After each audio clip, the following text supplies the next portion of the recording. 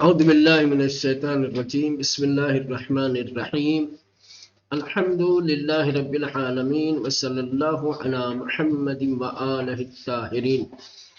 اللہم صلی علی محمد وعلی محمد بدر آخرین ویچگی از ویچگی های آنها می فرماید آنها در همون بامداد درمیان دشمن ظاہر شدن فبسطن بہی جمعا. مولانا جن کی قسمیں کھائی جا رہی تھیں ان کا بیان چل رہا تھا اور ان کے اوصاف، ان کی خصوصیات اور امتیازات بیان کر رہے تھے. یہ آخری خصوصیت اور آخری وصف اور آخری امتیاز ہے. وہ کیا ہے؟ آخری خوبی ان کی یہ ہے کہ وہ الصباح دشمن کے درمیان ظاہر ہوتے ہیں، رات میں کمینگاہ کرتے ہیں، گھات لگا کے بیٹھتے ہیں، اور الصباح جیسے ہی صبح نمودار ہوتی ہے، صبح والی یہ سورج نکلنے والی صبح نہیں مولانا، سمجھ رہے ہیں؟ ہاں، وہ صبح صادق جو نماز کے وقت والی ہوتی ہے، ٹھیک جی. جیسے ہی صبح نمودار ہوتی ہے یہ دشمنوں کے بیچ دکھائی دیتے ہیں، یعنی حملہ بول دیتے ہیں اور دشمن کی صفوں میں گھس جاتے ہیں. مدر آخرین ویچگی از ویچگی ہائے آنہا، ان کی خصوصیات میں سے آخری خصوصیت کے بارے میں قرآن فرماتا ہے آنہا درمیان درہمون بامداد کہ وہ لوگ اسی صبح جس رات میں کمین کیے ہوتے ہیں اسی صبح درمیان دشمن کے درمیان، دشمن کے بیچ ظاہر شدند، ظاہر ہوئے، نمودار ہوئے، دکھائی دیے. فوسطن بہی جمعا، چنان ہجوم آنہا غافل گیرانے و برق آسا بود کہ در چند لحظے صفوف دشمن را از ہم شگافتے و بقلب آنہا ہجوم بردے. مولانا کہہ رہے ہیں کہ ان کا حملہ ایسا غافل گیر کرنے والا، اچنبے میں ڈال دینے والا تھا، اور اس طریقے سے بجلی کی طرح سے حملہ کیا کہ چند لمحوں میں دشمنوں کی صفوں میں گھس گئے اور دشمن کی صفوں کو تارو مار کر کے قلب لشکر پر حملہ کر دیا. دائیں بائیں والے کو ادھر ادھر کر کے جو بیچ میں تھے جن کو قلب لشکر کہا جاتا ہے اس پر حملہ آور ہوئے، اور پھر پورا لشکر اور سارے سپاہی بکھر گئے، اور دشمنوں کا بکھر جانا اور ان کو پراگندہ کر دینا یہ نتیجہ ہے ان کے سرعت عمل اور بیداری کا، اور ان کی شجاعت اور دلیری، ان کے حملہ کرنے کا جو جوش اور جذبہ ہے اس کا. جوشیلے انداز میں ایسی شجاعت اور دلیری کے ساتھ بجلی بن کر کے دشمن پہ ایسا ٹوٹتے ہیں کہ پھر دشمن تارو مار ہو جاتا ہے، دشمن بکھر جاتا ہے ادھر ادھر، اور نتیجہ شکست فاش اس صورت میں ظاہر ہوتا ہے. دیکھیں، چنان ہجوم انہا غافل گیرانے و برق آسا بود. ہجوم یعنی حملہ مولانا، ان کا حملہ ایسا غافل گیرانا، کہتے ہیں غافل کر دینے والا، حیرت میں ڈال دینے والا، اچانک، سمجھ رہے ہیں؟ دشمن کچھ کر نہ پائے قبل اس کے کہ کوئی رد عمل ظاہر کرے، کسی طریقے کا بچاؤ کرے، کسی طریقے کا اس کی طرف سے جوابی کارروائی ادھر سے ہو، ایک دم اچانک غافل ہو گئے. تو ان کا حملہ ایسا اچانک تھا اور ایسا برق آفرین تھا، ایسا مانند برق و بجلی تھا کہ در چند لحظے، کہ چند ہی لحظے میں، کچھ ہی وقت میں، صفوف دشمن را، دشمن کی صفوں کو از ہم شکافتے، دشمن کی صفوں کو بکھیر دیا، وبقلب انا ہجوم بردن، اور لشکر کے قلب پر حملہ کر دیا،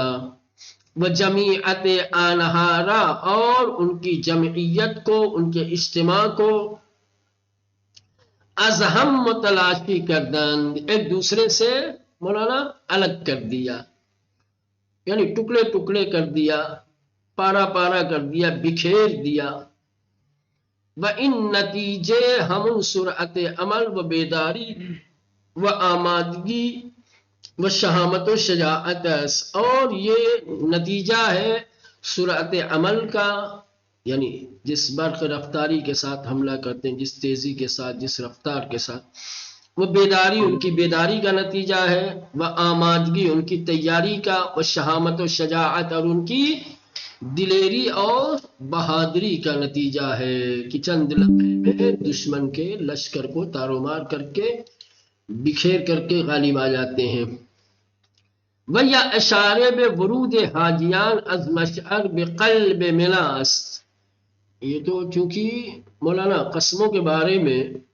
دو طریقے کا نظریہ انہوں نے قبول کیا ہے، دو طریقے کا نظریہ پیش کیا ہے، اور کسی نظریے کا انکار نہیں کیا ہے، اسی لیے ابھی تک دونوں کو بیان کر رہے ہیں، ہے نا؟ میدان جنگ میں قدم رکھنے والے گھوڑے، یا پھر میدان منا میں قدم رکھنے والے اونٹ۔ ہاں، تو ابھی یہ گھوڑوں کی اور گھوڑوں کی پشت پر جو سپاہی تھے ان کے اوصاف بیان کر رہے تھے، تو یا تو ان کا وصف ہے گھوڑوں کا اور ان کے سپاہیوں کا، ان کی پشت پر بیٹھے ہوئے، یا اشارہ بے ورود حاجیان از مشعر بقلب مناس، یا اس آیت میں اشارہ کیا گیا ہے حاجیوں کا مشعر سے قلب منا میں ورود اور داخلے کو، کہ حاجی اپنے اپنے اونٹ لے کر مشعر سے مولانا میدان منا میں قدم رکھتے ہیں۔ بعضی نیز گفته اند منظور قراردان دشمن در حلقه محاصره است، بله این تفسیر در صورتی صحیح است که جمله فبسطن با تشدید سین خوانده شود و در حالی که قرائت مشهور چنین نیست، بنابراین صحیح همون معنای اول است۔ مولانا بعض مفسرین کا کہنا یہ ہے کہ فوسطن بہی جماع سے مراد دشمن کو محاصرے میں لے لینا ہے۔ کیا ہے؟ دشمن کو چاروں طرف سے گھیر لینا، حلقہ محاصرے میں دشمن کو لے لینا، یہ مراد ہے۔ لیکن صاحب تفسیر کر رہے ہیں کہ یہ تفسیر کرنا صحیح نہیں ہے کہ ہم کہیں کہ مراد دشمنوں کو حلقہ محاصرے میں لے لینا۔ کیوں آخر؟ کہہ رہے اس لیے کہ اس آیت کریمہ میں جو مشہور قراءت ہے وہ وسطنا ہے۔ اگر آپ وسطنا کو، اگر سین کو تشدید کے ساتھ آپ پڑھیں فوسطنا، تب یہ تفسیر قبول کی جا سکتی ہے، لیکن اس آیت کریمہ میں مشہور قراءت کیا ہے؟ فوسطنا، سین کو سکون کے ساتھ پڑھا گیا ہے، نہ کہ تشدید کے ساتھ۔ سمجھ رہے ہیں؟ اس لیے کہ جب آپ سین کو تشدید کے ساتھ پڑھیں گے تو یہ ہوگا درمیان میں لے لینا، یعنی چاروں طرف سے گھیر لینا، محاصرے کا معنی تب دے گا۔ لیکن چونکہ یہ سکون کے ساتھ پڑھا گیا ہے، یہ تفسیر قابل قبول نہیں ہے، بلکہ وہی جو پہلا معنی بیان کیا گیا ہے، دشمن کو دشمن کے اوپر حملہ کر دینا اور پھر دائیں بائیں والوں کو بھگا کر کے قلب لشکر پہ حملہ کر دینا، یہ مراد ہے، نہ یہ کہ دشمن کو محاصرے میں لے لینا۔ ٹھیک؟ بعضی نیز گفتے ہیں، بعض علماء اور بعض مفسرین نے کہا ہے کہ منظور یعنی مراد کس سے؟ فوسطنا بہی جماع سے، قرار دادن دشمن در حلقہ محاصرے، دشمن کو حلقہ محاصرے میں لے لینا ہے، دشمن کو چاروں طرف سے گھیر لینے کے معنی میں ہے۔ بل ان تفسیر در صورتی صحیح اس کی. اب یہ رائے جن لوگوں نے اور یہ تفسیر جن لوگوں نے پیش کی ہے، یہ تفسیر اسی صورت میں صحیح ہو سکتی ہے کہ جب ہم جملہ فوسطن با تشدید سین خواند، جب آپ وسطنہ کی سین کو تشدید کے ساتھ پڑھیں گے، کہیں گے فوسطن، ٹھیک مولانا، تو یہ تفسیر صحیح ہوگی. جن لوگوں نے کہا کہ دشمن کو محاصرے میں لے لینا. در حالی کی قراءت مشہور چنین نیس، جبکہ جو مشہور و معروف قراءت ہے وہ ایسی نہیں ہے کہ سین کو تشدید کے ساتھ پڑھا جاتا ہو، سکون کے ساتھ پڑھا. بنابر ان صحیح ہم معنی اول، لہذا جو پہلا معنی بیان کیا گیا ہے وہی صحیح ہے. یہ رائے اور یہ تفسیر جو ابھی آپ نے پڑھی یہ صحیح نہیں ہے، دشمن کو محاصرے میں لے لینا. روح ہم رفتے در یک جم بندی نہائی بے انجامی رسم کی سوگند بے اسفہا یاد شدے کی نخست با سرعت نفس زنان بے سوئے میدان جہاد پیش می روند و سپس صورت انہا بیشتر می شود آنچنان کی از ضربات سمے انہا بر سنگہائے جرقہائی بر می خیزد و تاریکی شب را می شگافت بدر مرحلے بعد کی بے نزدیکی منطق دشمن می رسند انہا را غافل گیر ساختے بہنگام روشن شدن ہوا بر انہا ہجوم می برند انچنان ہجومی کی گرد و غبار را در فضا پراگندے می کند بسر انجام پہ قلب جمعیت دشمن وارث شدے صفوف انہا را از ہم متلاشی می کنند. مولانا جو کچھ ابھی تک گفتگو ہوئی ہے، جو کچھ تفسیریں، نظریات، جو کچھ بیان کیا گیا، اس سب کا خلاصہ،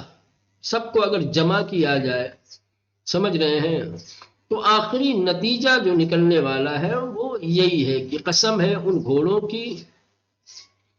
کہ جو تیزی کے ساتھ ہانپتے کانپتے میدان جہاد میں دشمن کی طرف آگے بڑھتے ہیں اور اتنی تیزی سے آگے بڑھتے ہیں کہ ان کے سنوں کی، ان کی ٹاپوں سے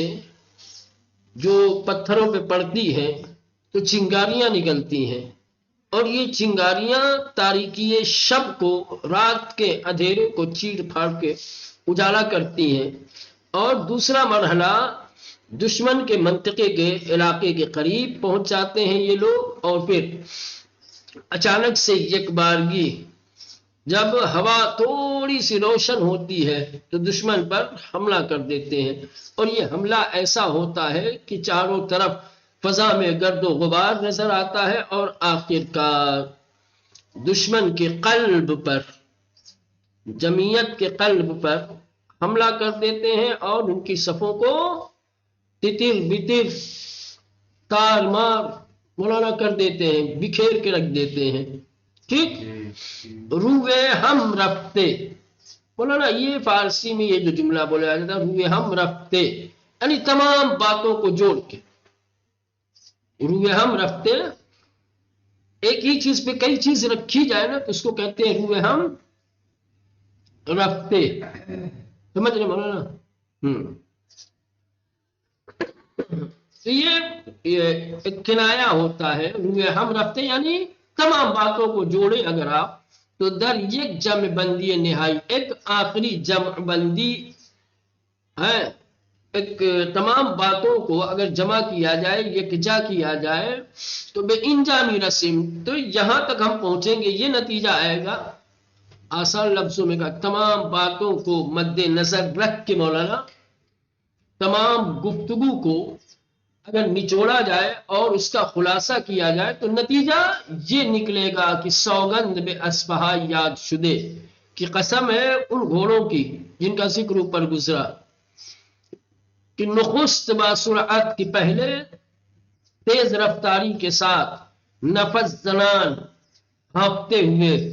سانسوں کی آوازیں نکالتے ہوئے بسوئے میدان جہاد، میدان جہاد کی طرف پیش میرمند آگے بڑھتے ہیں.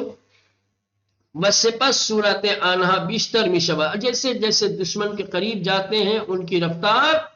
بڑھتی جاتی ہے، رفتار زیادہ ہوتی ہے. انچنان کے ضربات سمے انہا، اس طرح سے کہ ان کی ٹاپوں کی ضرب سے बरसंगहा, पत्थरों के ऊपर उनकी टापों की ज़र्ब से, उनके टापों के पड़ने से जिरकहाई बरमीक़िज़त, चिंगारियां उठती हैं। वो तारीकी शब रमी शगाफत, और शब के अंधेरे और तारीकी को चीर देते हैं। मौलाना जब बहुत ज्यादा अंधेरा होता है तो एक मामूली सी रोशनी भी मौलाना पता चलती है, जाहिर होती है। तो मैं बता रहा हूं, चूंकि रात अंधेरी होती है और जब ये दौड़ते हैं तो इनकी टापें जब पड़ती हैं पत्थरों के ऊपर तो चिंगारियां उठती हैं, और इस चिंगारियों से तारीकी ऐसी है जैसे तारीकी को किसी चीज से जो है फाड़ दिया जाए। ठीक, यानी तारीकी शब में चिंगारियां दिखाई देती हैं। ठीक है मौलाना, ये कहना चाहिए। हाँ, वदर मरहले बाद, और उसके बाद का मरहला ये है कि बेनजदीकी मंतक़े दुश्मन मीरसंद, कि दुश्मन के इलाके और मंतके के करीब पहुंच जाते हैं। अनहारा गाफिलगीर साखते, उन्हें अचंबे में डाल देते हैं, उन्हें गाफिल कर देते हैं।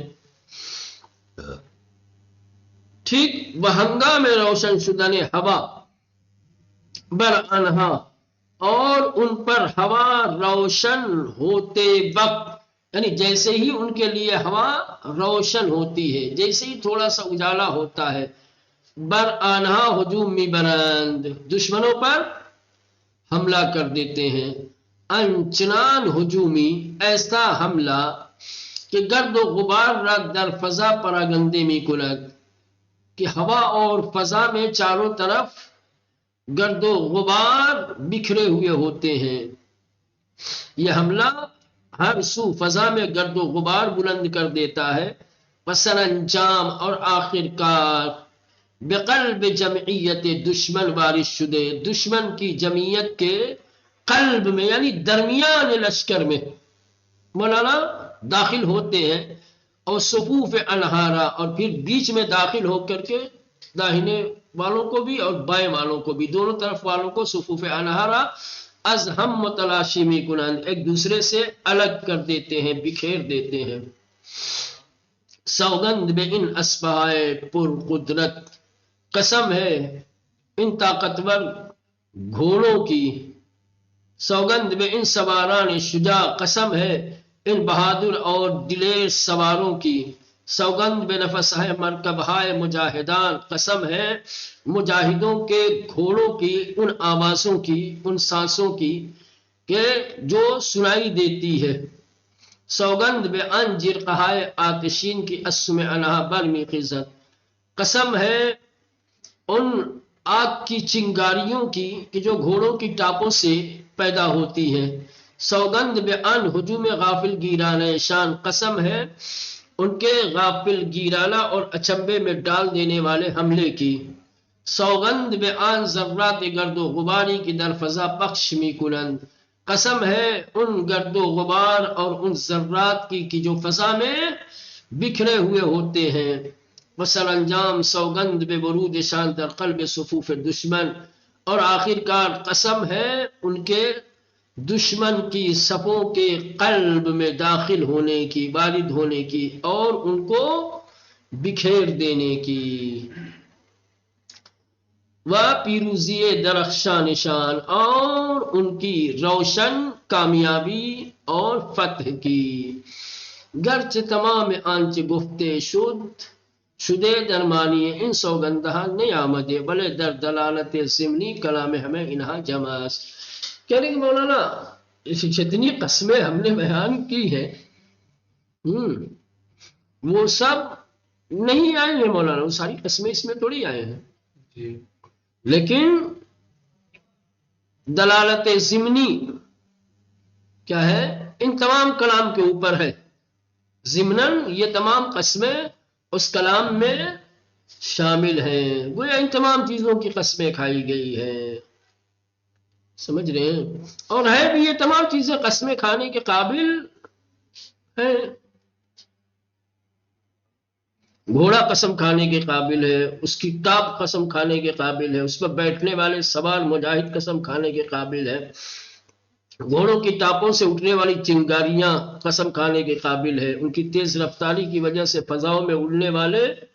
گرد و غبار قسم کھانے کے قابل ہے، دشمن کو کمین میں لے کر کے صبح دم حملہ کر دینا یہ قسم کے قابل ہے۔ سمجھ رہے ہیں؟ دشمن کے لشکر کو بکھیر دینا یہ قسم کھانے کے قابل ہے، فوج دشمن پر کامیابی اور کامرانی یہ قسم کھانے، یہ سب تو نہیں آیا ہے سورہ میں، لیکن مولانا گرچہ تمام آنچ گفت شدے کرے، اگرچہ جو کچھ بیان کیا گیا ہے در معنی ان سوگندہ نیامدے، ان قسموں کے معنی میں نہیں آیا ہے مولانا، سب کی قسم نہیں کھائی گئی ہے نا، تین ہی چار تو قسم کھائی گئی ہے، بلے در دلالت ضمنی کلام ہمیں انہا جماس، لیکن در دلالت ضمنی کلام، کلام کی ضمنی دلالت، مولانا کلام کی ضمنی دلالت میں یہ سب کے سب شامل ہیں، یعنی اب یہ تمام قسمیں تھوڑی کھا کے بتائیں گے یار ہر چیز کی، اس کی قسم اس کی قسم، یہ چند قسمیں کھا لی ہے، ٹھیک، اب یہ چند قسمیں جو کھائی گئی ہیں سمجھ رہے، اس کے ضمن میں آپ دوسری چیزوں کو بھی شامل کر لو، یہ چند مصادیق بیان کیے گئے ہیں، سمجھ رہے ہیں، اس طریقے سے جہاں پر مثلا کہ مولانا مصادیق بہت زیادہ ہوں تو وہاں چند مصادیق کو ذکر کر دیا جاتا ہے، اب یہ چند مصادیق کا ذکر کرنا یہ ایسا کلام ہوتا ہے جو ضمناً دوسرے اور مصادیق کو بھی مولانا شامل ہوتا ہے، تو یہ اس کو کہا جاتا ہے دلالت ضمنی ایک کلام، سمجھ رہے ہیں، دلالت ضمنی کلام، کلام میں یہ تمام قسمیں نہیں آئی ہیں، لیکن یہ جو چند قسمیں ہیں یہ چند قسمیں مولانا بظاہر ہے، وَإِلَّا کلام ضمناً دوسرے مصادیق پر بھی دلالت کرتا ہے، ٹھیک، وَأَس انجا روشن می شود کہ جہاد انچنان عظمتی دارت کی حتیٰ نفس ہائے اسفہائے مجاہدین شائستہ سوگندس، مولانا یہاں سے یہ بات واضح اور روشن ہوتی ہے کہ جہاد اتنا عظیم فریضہ ہے، جہاد اتنا مقدس اور عظیم عمل ہے کہ گھوڑوں مجاہد کے سپاہیوں کے گھوڑوں کی سانسوں کو بھی کیا ہے مورد قسم قرار دیا جاتا ہے، وہ بھی قسم کھانے کے قابل ہیں، وَأَز انجا روشن می شود، یہاں سے یہ بات واضح ہوتی ہے کہ جہاد انچنان عظمتی دارت، کہ جہاد ایسی عظمت رکھتا ہے کہ حتیٰ نفسائے اسفائے مجاہدین، کہ مجاہدوں اور سپاہیوں کے گھوڑوں کی سانسیں بھی شائستہ سوگنداز قسم کھانے کے قابل اور لائق ہیں، وہم چنین جرقہائے ناشی اسبر خرد سمیشان بسنگہا، اور اسی طریقے سے ان کی سمیں جو پتھروں سے ٹکراتی ہیں اور ان سے جو چنگاریاں نکلتی ہیں وہ قسم کھانے کے قابل ہے، وہ ہم چنین گرد و غباری کی در فضا پخش می کنند، اور اسی طریقے سے ان کی سموں سے جو فضا میں گرد و غبار بلند ہوتے ہیں بکھرتے ہیں وہ قسم کھانے کے، آری گرد و غبار سہنے جہاد ہم پر ارزش و با عظمت است، یعنی ہاں میدان جہاد میں اٹھنے والے گرد و غبار بھی قدر و قیمت اور عظمت رکھتے ہیں، مولانا میدان جہاد میں لشکر اسلام کے سپاہی جن گھوڑوں پہ بیٹھے ہوئے ہوتے ہیں ان گھوڑوں کی ٹاپوں سے جو فضاؤں میں گرد و غبار اڑتے ہیں وہ بھی اس قابل ہے کہ ان کی قسم کھائی جائے، وہ بھی خدا کی نگاہ میں عظمت رکھتے ہیں، مقام رکھتے ہیں، تو پھر ان سپاہیوں کی عظمت کا، ان سپاہیوں کے مقام کا کون اندازہ لگا سکتا ہے مولانا؟